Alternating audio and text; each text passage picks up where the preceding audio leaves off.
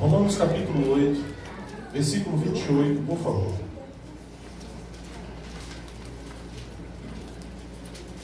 Acharam, queridos? Depois dos evangelhos, não é isso? Vem Atos, depois vem Romanos. Não é? A carta do apóstolo Paulo aos Romanos. Quero só um versículo, se for necessário nós vamos ler outros. Acredito que sim. Romanos 8, capítulo 8, versículo 28, diz assim: sabemos que todas as coisas cooperam para o bem daqueles que amam a Deus. Amém. Daqueles que são chamados segundo o seu propósito. Amém? Para sua cabeça, por favor. Deus, em nome de Jesus, fala conosco, para a honra, a glória do teu nome. Se estamos aqui, ó Deus, é porque necessitamos do Senhor, porque de alguma forma atendemos ao convite do teu Espírito para estar aqui. Creio que então esta palavra, Deus, ela possa produzir, edificar o nosso ser. Em nome de Jesus. Amém. Irmãos, a Bíblia está repleta de exemplos que falam de vitórias, de superações, de fé, de consertos, de ajustes na vida, de misericórdia, de perdão, de pessoas que tiveram oportunidades e perderam, pessoas que agarraram com todas as suas forças a oportunidade que teve. Enfim, é uma riqueza, né? A palavra de Deus, que tem resposta para tudo, fala de todas as áreas da vida do homem. E eu falo, me parece que eu não sei se eu busco uma direção, mas eu vou mais pelas disciplinas, né? Inclusive eu já fui até um pouco criticado por isso. Mas a disciplina, ela lhe aproxima da bênção. Quando você só ouve a bênção, você esquece do caminho que precisa ter a disciplina. Não sei se ficou entendido. Pela cara de Filipe, não muito, né, Filipe? Mas quando você apenas entende sobre bênção e não entende que há um caminho para chegar nessa bênção, é um pouco perigoso. Então Deus é um Deus que abençoa, não tem dúvida. Mas existe um caminho, porque Ele não é irresponsável, né? Ele capacita o homem para poder administrar. E Ele dá, muitas vezes o homem faz com que o próprio homem perca ou que ele venha realmente a tirar. Pastor, não creio dessa forma, eu respeito.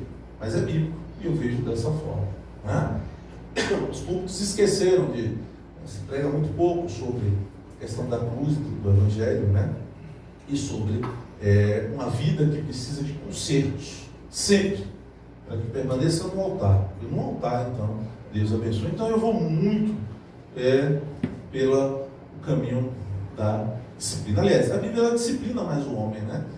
Os seus recados, as suas mensagens são mais voltadas realmente à disciplina. Bom, dentro disso, ela fala também de diversas tempestades que o homem passa. Momentos difíceis, né?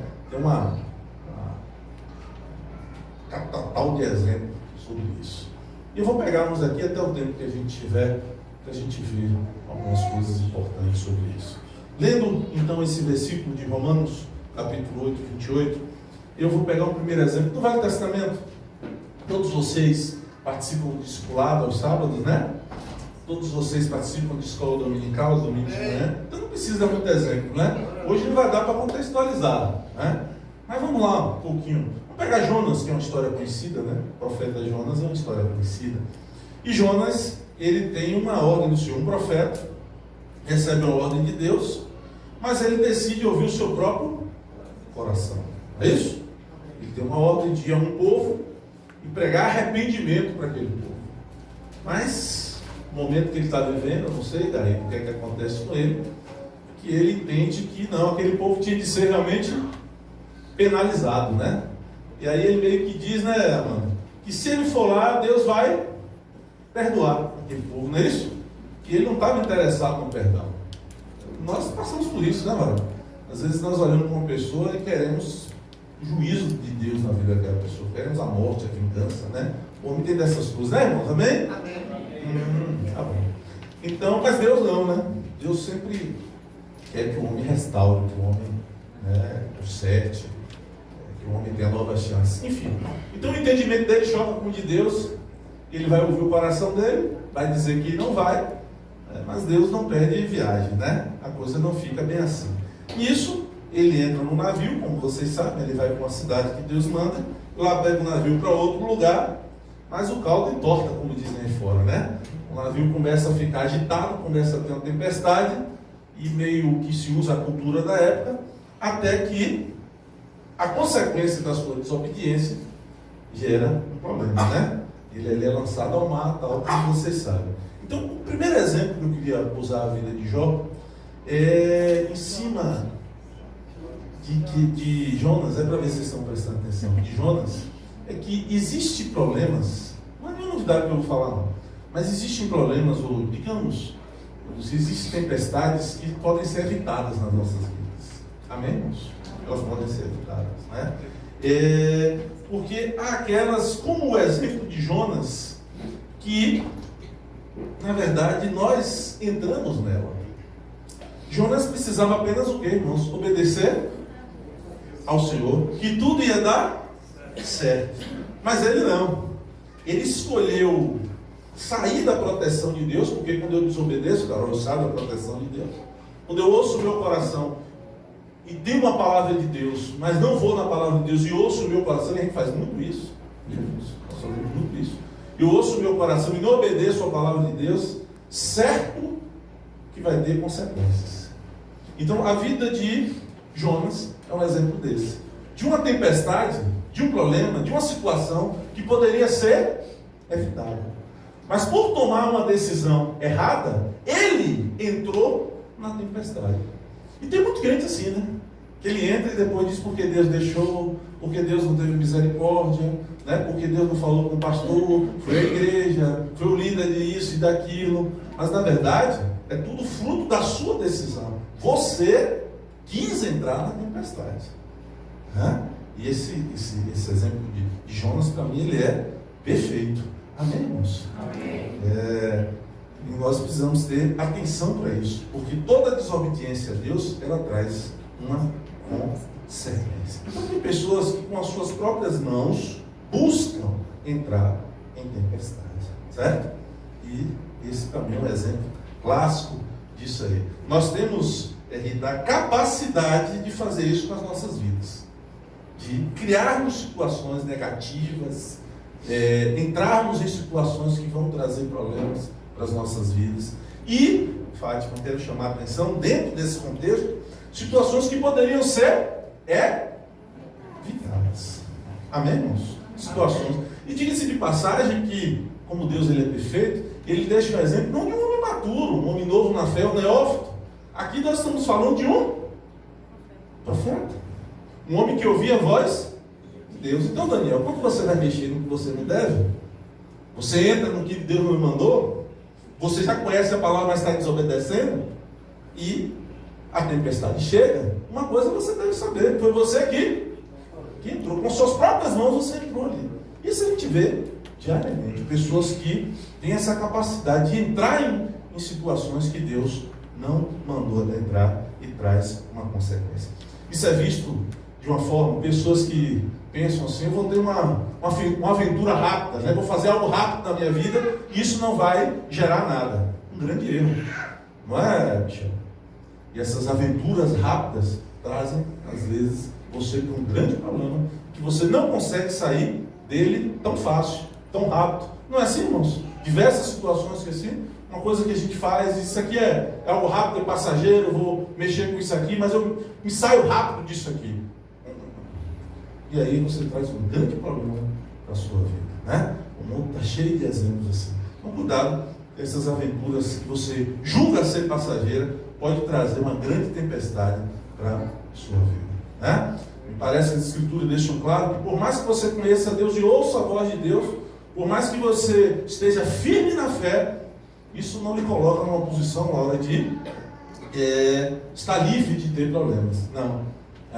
A conquista, se manter no altar é algo diariamente, é conquistado, é a permanência diariamente.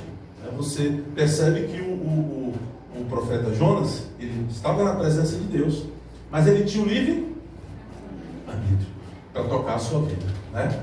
E para ter as suas decisões. E nessa decisão, ele decidiu errado e trouxe uma consequência. Então, te lembrar o seguinte, infelizmente funciona assim. Você hoje, Carol, diz, você pode subir aqui e dar um testemunho que sua vida está no altar. A sua família está no altar, as suas decisões são segundo a palavra. Mas se você fizer errado amanhã, isso pode trazer consequências para a sua vida. Amém, irmãos? Amém. É dessa forma que funciona, né? E tem um que está a derredor, né? Esperando você tomar essas decisões, para, como diz Paulo, ele partir para cima de você e esbofeteá-los. Não é isso que Paulo diz? Quando Deus permitiu, não foi isso que o diabo fez com ele? Então ele está esperando que você pise fora, para que ele então possa agir na sua vida. Então, eu queria a princípio falar sobre isso. Por isso que a Bíblia diz assim, é melhor obedecer do que... E aquele contexto de Samuel é perfeito sobre isso, né? Samuel tinha uma ordem que deveria esperar. Não é isso, irmãos? E foi ouvir o seu coração, se antecipou e trouxe para ele consequências irreversíveis, né? O Senhor vira depois pelo profeta e diz: Samuel, porque você não obedeceu a Deus, você não reinará mais em Israel. Não é isso, irmãos? Estão lembrados, não é assim? Amém, irmãos? Amém. Então, queridos, nós não precisamos arrumar tempestade para as nossas vidas.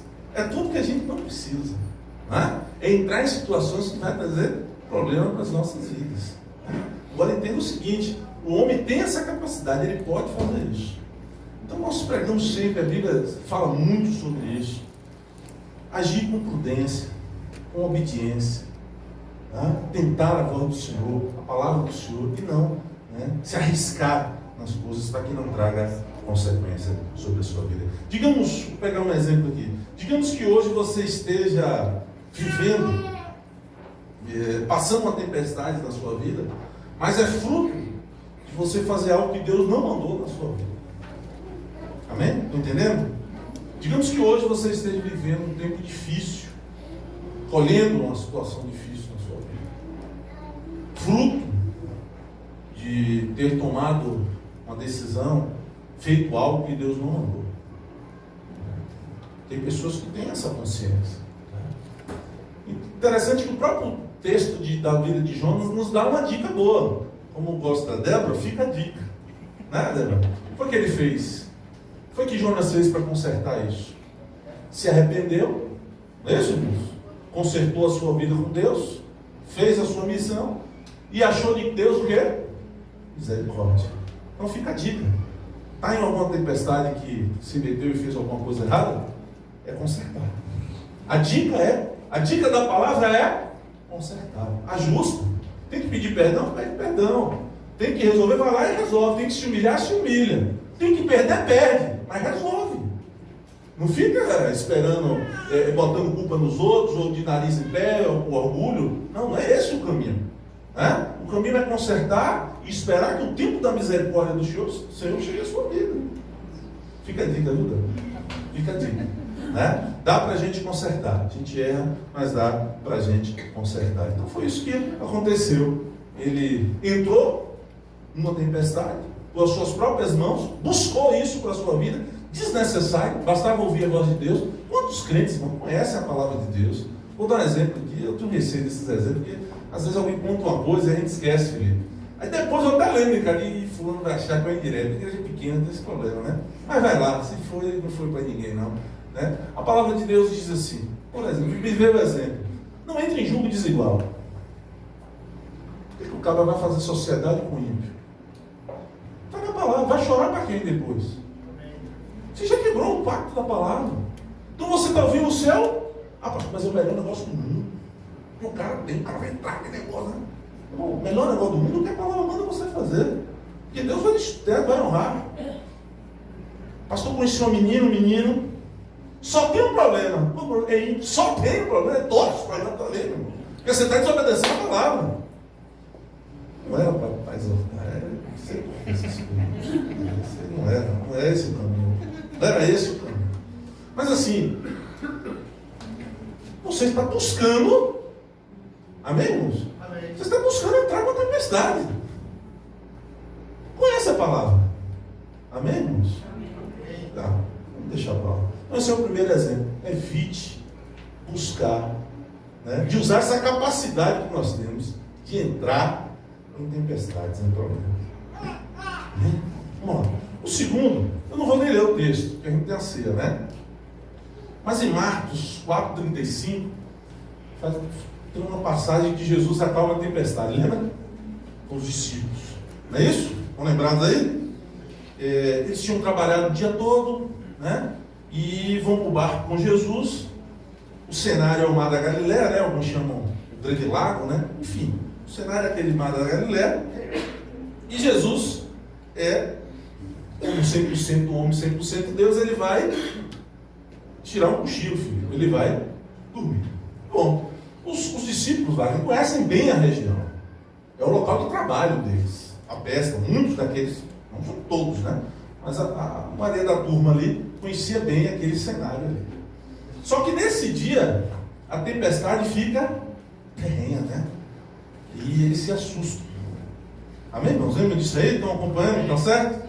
Né? E aí a coisa fica difícil. E eu quero tipificar em cima desse texto, que eu vou colocar assim como segunda tempestade, apenas para a gente ter uma linha de raciocínio. Né? A coisa fica bem complicada. Eles vão acordar Jesus porque eles não conseguem administrar o problema, né? Ficam desesperados. Então, a segunda, Lúcia, eu diria que fica em cima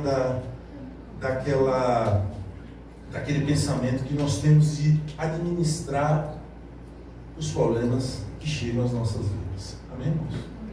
Vou pegar esse exemplo aqui. A gente precisa. Nós vivemos hoje um momento muito especial para isso, muito voltado para isso. Realidade nossa hoje. Porque nós vivemos um país em crise. Crise moral, né? Crise econômica, enfim. Né? E aí a gente tem um celeiro de coisas para falar. E essa crise, de uma forma ou de outra, ela termina atingindo a maioria. Né? A maioria das pessoas foram atingidas. Muitas vezes a pessoa não é diretamente, mas indiretamente, ela precisa ajudar um familiar, não só financeiramente, né? Porque esse sofrimento geram outras coisas. Né? Então, tipo, Débora ali, quando eu falei, nós fomos atingidos por uma crise financeira, Débora falou assim, não, eu estou bem, não fui atingida. Mas assim, de certa forma, vivemos um cenário muito complicado. Nosso país, o mundo vive num cenário de violência, de falta de amor, desrespeito nas famílias, casamentos, daí por diante. Então, são muitas coisas. Mas, Rita, esses problemas chegam. Amém, Deus? E a gente vê muito, vou colocar com cuidado, não é exortação não, mas eu vou colocar com cuidado. Existe, Adriano, muito crente teórico. O seu discurso e a sua postura na igreja aparenta ser uma pessoa preparada para administrar o problema. Está entendendo? Mas quando o problema chega, você vê que não é nada daquilo. Ela não estava pronta para administrar. Ela até tem dons, ela serve, não é? É uma pessoa do bem. Mas a sua estrutura não foi formada, não foi capacitada para administrar o problema. Seja que vinha for. Vou dar um exemplo que veio à cabeça. Ela brigou com o marido, ou brigou com a esposa. Você vê uma pessoa totalmente desequilibrada. Mas uma pessoa que uma semana atrás estava em Limas na igreja. Charava Neves e daí em diante. Entendeu? Então você vê, você vê uma pessoa que tem uma ação de Deus, mas é completamente despreparada para administrar um problema. Que até pode ser passageiro. Eu não vou nem espiritualizar que o diabo diz, isso aqui é fácil de eu derrubar. Estão entendendo, irmãos? Só que um cenário, me parece que Jesus quer falar sobre isso aqui, que a gente tem que administrar, porque o problema chega, e chega pesado muitas vezes, né? Os discípulos não saíram preparados para era uma situação que mais ou menos eles dominavam, né? A pesca ali, mas a tempestade veio forte, e eles se desesperaram. E, irmãos, sejamos francos, vivendo nesse mundo, é muito difícil você não passar, viu, por situações difíceis. Não é isso, irmãos? Muito difícil. Por isso que nós tivemos do nosso Senhor, não é isso, Leila? Um dia a gente está em casa, no telefone, e Leila resolveu pular da escada, irmãos. Acabando em aflições. Né, cara? Não, mas o pior não foi isso, não foi no hospital. Depois que a gente foi na casa de Armando, que a gente viu a escada. Só que da tremedeira das pernas, você vê. né, na escada. Você pode dizer, né, Leila? Eu vivi um livramento de Deus. Por quê? Então, saiu para trabalhar, né, Leila? O exemplo foi agora, meu Deus. Saiu para trabalhar, né? Tropeçou, alguma coisa assim, né, Leila? E se acidentou de forma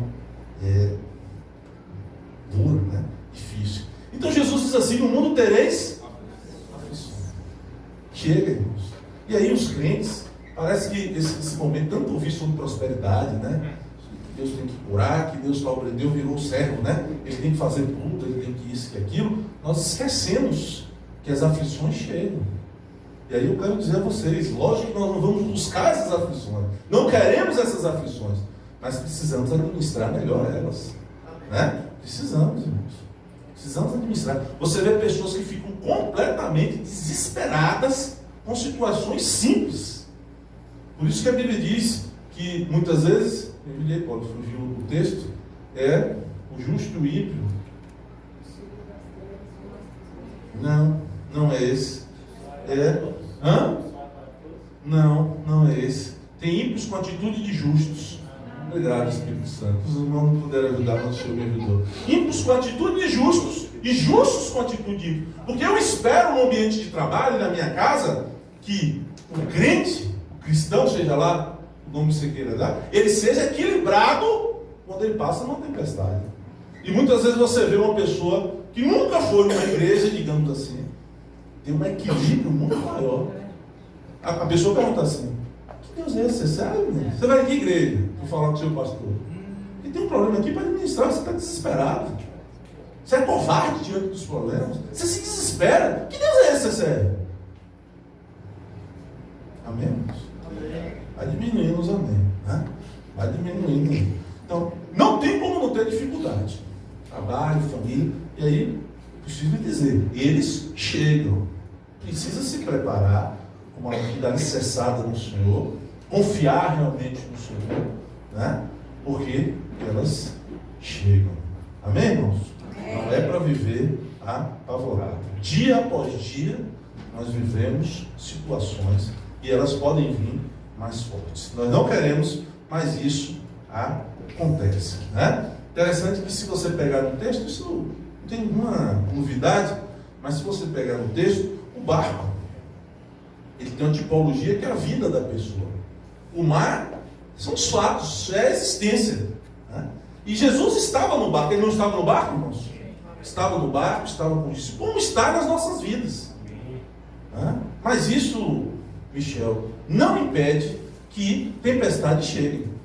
Como chegou? Ele não estava dentro do barco? Dormindo, mas estava. A tempestade chegou? Chegou. Então não simboliza que ele não está conosco, né? Mas isso pode acontecer. Amém, irmãos? Amém? Então, a segunda, eu diria isso, né? Que são situações que chegam forte, mas que nós precisamos aprender a administrar, né? Faz parte do nosso dia a dia. A primeira, você entra, o primeiro exemplo que nós demos, Tamires, você entra porque você quis, você decidiu errado, você buscou entrar, e tem muita gente vivendo as consequências disso. A segunda são aquelas que, de fato, o mundo tem, são as aflições que o mundo tem. E aí a gente precisa realmente mostrar aí onde está a nossa fé, onde está a nossa confiança, para poder passar. Lembre-se que o Senhor estava no barco. Quando ele está no barco, o barco não, hein, Mandetinho? O barco não afunda, ele balança, entra água, não é isso? Mas ele não afunda. Essa é a certeza que nós vamos ter. E a Bíblia diz que ele, hein, Bianca? Acalmou a tempestade.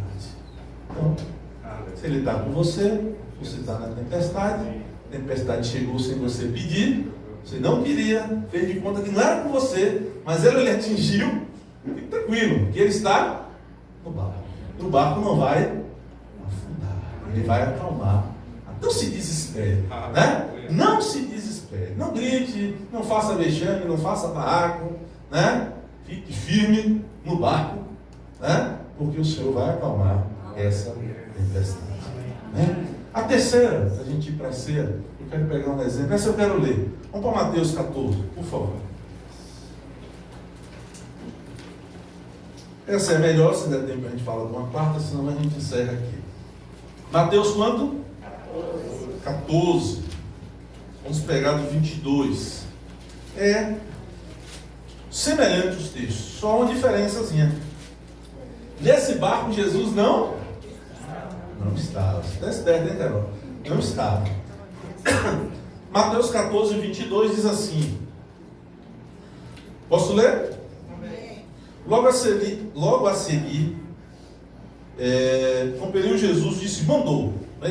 Essa palavra no grego vai assim, de obrigar, de mandar, de ordenar, entendeu? Então logo a seguir Jesus mandou, vamos colocar assim, os discípulos embarcar e passar diante dele para o outro lado, enquanto ele despedia as multidões.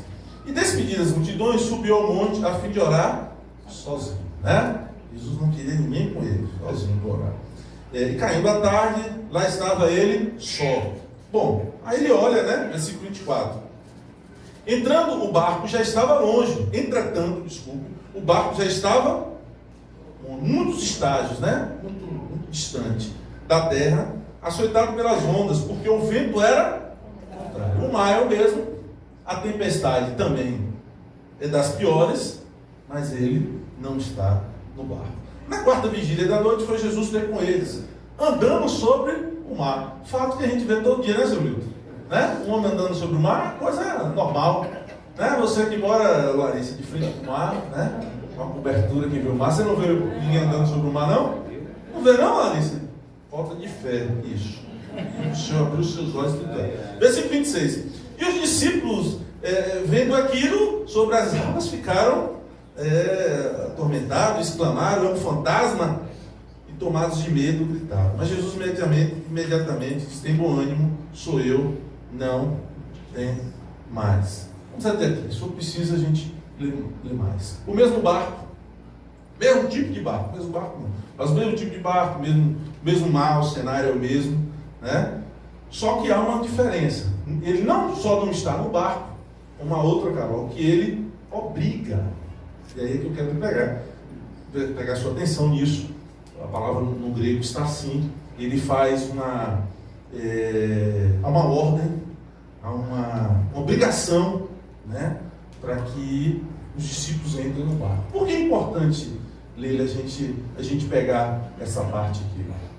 Alguns não creem dessa forma, eu respeito, mas há momentos, irmãos, que o Senhor nos bota em situações.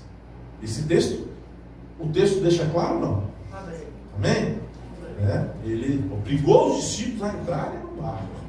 Então, há momentos que o chamado livre-arbítrio, o Senhor, pode passar por cima. Eu penso dessa forma, claramente. O homem é livre, mas tendo o Senhor, que é o texto que a gente deu em Romanos, tendo o Senhor um propósito, vai se cumprir o propósito de... Você pode chorar, espernear, fazer o que você quiser, mas vai se cumprir a vontade do Senhor. Você pode ser ímpio, você pode ser crente na boca, tanto faz. Mas se ele tiver propósito, e você estiver passando na linha desse trem, você vai sobrar, porque vai ter que fazer daquele jeito. Não tem como ter outra opção. Eu me enxergo. E a Bíblia mostra isso.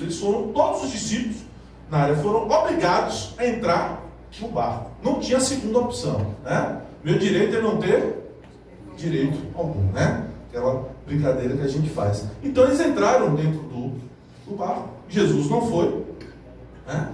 E mostra o texto, nos mostra o texto, que se criou um problema, porque a tempestade veio também, não tinha como fugir disso, e a palavra do Senhor mostra que algo que a gente deve ter muita atenção aqui, a escola, Mara, é uma escola prática. Eu não vejo como Deus capacitar o homem que não seja de forma prática. Então, para mim, uma ótica, essa terceira tempestade, a gente vai exemplificar dessa forma, né? É quando Jesus, né, quando o Senhor quer que nós entremos nela. Amém? Quando é Ele que nos coloca nela, na tempestade. E o texto nos faz referência a isso. Então nós vamos orar acabando o culto, não. Nós vamos orar, mas o Senhor não vai responder né? Nós não vamos ter resposta do Senhor. Você vai perguntar ao Senhor por que você entrou naquele problema, e muitas vezes Ele não vai lhe dizer, mas no seu dia a dia, ou quando, né, essa tempestade passar, você tem uma noção, você tem uma resposta daquilo que Deus quis fazer na sua vida. Estão entendendo, irmãos? Dá para entender? Por que, Michel? Porque a escola é sempre prática, ela não é teórica, né? Olhe para trás da sua vida. Você vai ver que você passou por momentos que você não entendia, que você não quis entrar naquela situação. É aquele negócio que você diz assim, Mara, quando você menos percebeu, você já estava. Essa funciona assim, né? É como você diz, não, mas eu não falei nada. A pessoa, não, você falou, e você está no bolo já. Não teve jeito. É mais ou menos por aí. Você não tem opção. Quando você se deu conta, você já estava na situação, você estava na tempestade. Foi o que aconteceu com eles, né? E aí não tem jeito. O Senhor vai começar a trabalhar na sua vida. Aí não tem outro jeito. Mas no final, ou durante a caminhada, você vai começando a entender que tudo aquilo que você passou, que está passando, tem um propósito. Como fez que nós lemos, tudo coopera para o bem daqueles que...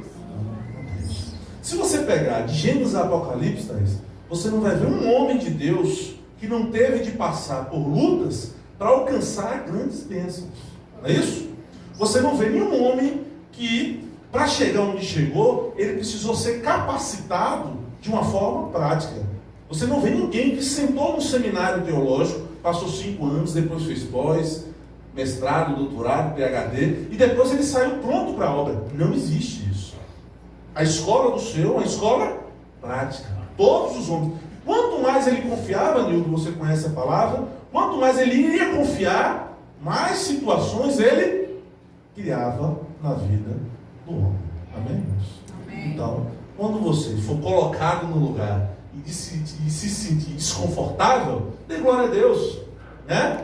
É Deus trabalhando na sua vida, te capacitando para que Ele possa, né, dar algo maior à sua vida. Então, eu creio nisso, né? Ninguém pode compreender plenamente o trabalhar de Deus, nenhum homem na Bíblia. Todos eles teve um momento de dizer, Senhor, não acompanho, né? Não dá para me acompanhar, porque nós não conseguimos entender todos os desígnios do Senhor. Uma outra coisa que me chama a atenção nesse texto é que o texto mostra, não precisa ir no versículo, por causa do tempo, mas o texto mostra que a todo momento, lá o Senhor acompanhava eles. Eles não podiam ainda ver, os discípulos não conseguiam ver Jesus, mas a todo tempo, está no texto, a todo tempo Jesus conseguia vê-los. Isso, evidentemente, fica uma resposta para as nossas vidas, né? O que nós estamos passando, o Senhor está sempre acompanhando. Alheio ele não fica. Amém, irmãos? Alheio ele não fica. Tudo, exatamente tudo. Se você tem um compromisso, caminha com o Senhor, tem compromisso com Deus, tudo que você está passando, o Senhor está vendo. Você pode não enxergar, você pode não ouvi-lo,